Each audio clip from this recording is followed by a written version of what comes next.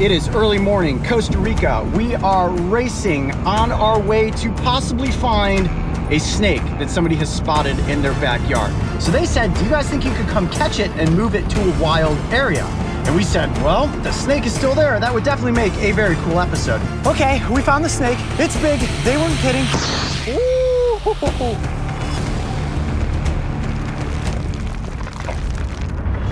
What do you got?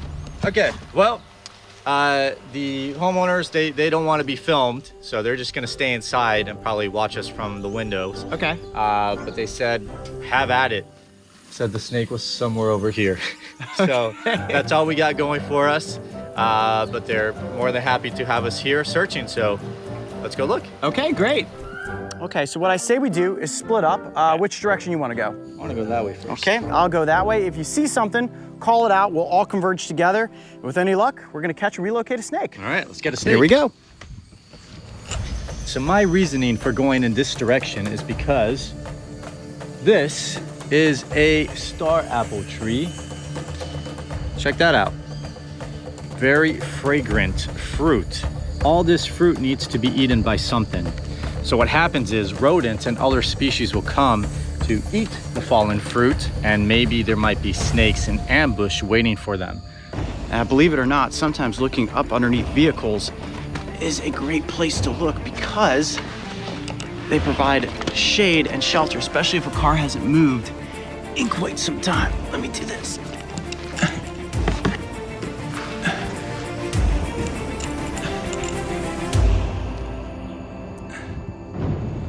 Yeah, there's a big snake. I'd easily be able to see if it was hiding up underneath a vehicle like this. Most snakes are nocturnal, so now that it's daytime, the snake is likely going to be hunkered down somewhere. So the next step is to find things to flip.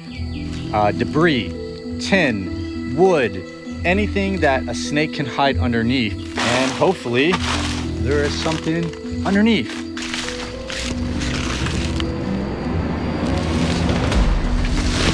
Oh man, look at this. I thought this was snakeskin. Snakes are potentially arboreal out here. We have tree boas out here. We have lots of different parrot snakes, vine snakes. So it is always a good idea to look up in the rafters to see if there's anything. Look at this. That right there could be a possible entry point, likely for rodents, also accessible for snakes. Whoa, that's actually some water. Yeah, if I was a snake hiding during the day, this would, I just heard something. Oh, there's all kinds of tap holes. Water down in here. Oh, what would have been amazing is if I walked into this abandoned swimming pool and just found a snake curled right up in the water. I was thinking that that might be it.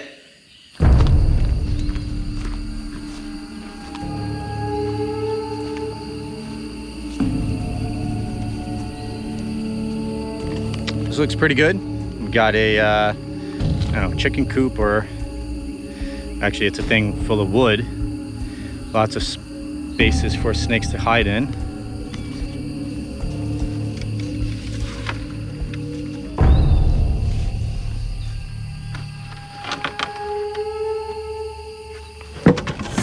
Boa, holy smokes. I did not even see it there. Holy smokes. Coyote! Yeah, We got a snake. you got a snake? And Mario just called, he's got a snake. Oh my gosh. Is it big? Holy cow, that is a big snake. Oh my gosh, Dude. It is a boa constrictor. Dude, I came around here. I didn't even see that the snake was right there. Oh my gosh. Okay, we found the snake. It's big, they weren't kidding. I'm gonna cut this camera. Let's regroup ourselves. That's a big snake. Dude, big snake. Oh my gosh, that is a huge boa constrictor. Okay, so this is it. The moment we're going to engage with the snake and try to safely get it out of this box of logs. No idea how it's going to behave. Oh, that's a hiss. Oh, and there we go. Whoa. Now the snake's in a position where there's no way I can make a reach for it. You can see it's completely in a defensive strike position, and getting my hand any closer than this could mean getting my fingers entrapped. And look at all these incredibly huge razor sharp teeth. That is intimidating.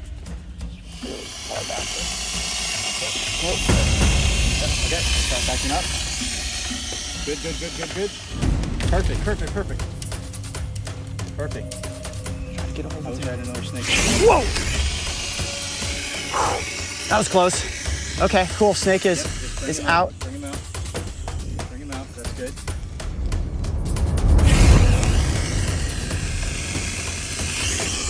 Don't let it go back in.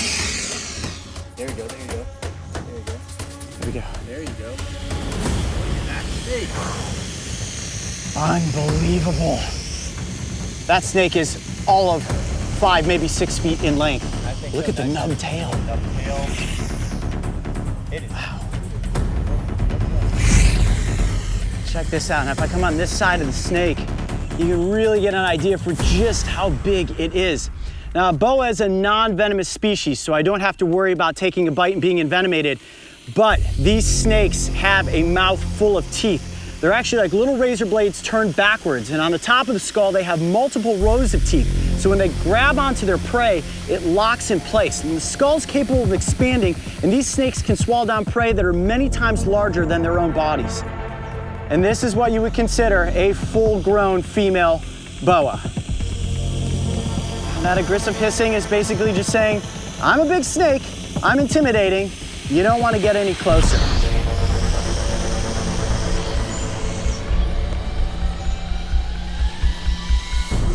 Got it. Okay. There we go. Bring the coils like that. Yeah, you have to keep her as straight as possible. Okay. Now it's important to keep the snake stretched out, otherwise it's going to completely constrict around me. Okay, I got you. Snake is extremely strong, and I'm being as gentle as I possibly can. Okay, I'm gonna actually, if I shift my hand back just a tiny bit there, oh wow, she's got ticks all over her. I'm gonna use my multi-tool to pull them off. She's got a big one right on the side of her head here. This isn't gonna hurt at all. Oh, look at that, completely full of blood. That parasite is a really unhealthy thing for a snake like this. Right now, we're kind of just doing a little bit of a service by hopefully getting rid of some ticks, but otherwise she would be fine with these as is. As you can see, the coils around my leg, the snake has to feel comfortable. Once you engage the head, the snake has to be in defensive mode. That's when the snake is going to be at its most aggressive. I do have to be aware of where those teeth are at all points in time. The less pressure I put on her, the less constrained she feels. Yeah, you're getting constricted. We want to keep those coils spread out as much as we possibly can. Here's another tick. I'm full of ticks right now. I've gotten all the ticks off the top third of the snake. She looks pretty good. You want to stretch her out a little bit so that we can see the full length? There we go. That's pretty cool. That is a beautiful snake. Gorgeous. The good news for this boa is that because we were able to find it and safely catch it, we're now going to be able to relocate it to a much wilder area. All this human habitation, while it may provide good opportunities for this snake to get a meal, it actually puts it in the way of danger. I'm actually really thankful that these property owners said, hey, do you guys want to come safely remove the snake? Because killing an animal like this is actually really detrimental to the environment. These snakes do an incredible amount of good by helping to balance the pest populations. Well, I'd say this was a success. We found the snake, and now we're going to be able to safely relocate it back out into the wild. I'm Coyote Peterson. I'm Mario. Be brave. Stay wild. We'll see you on the next adventure. All right, let's get her into a bag, back off into the wild.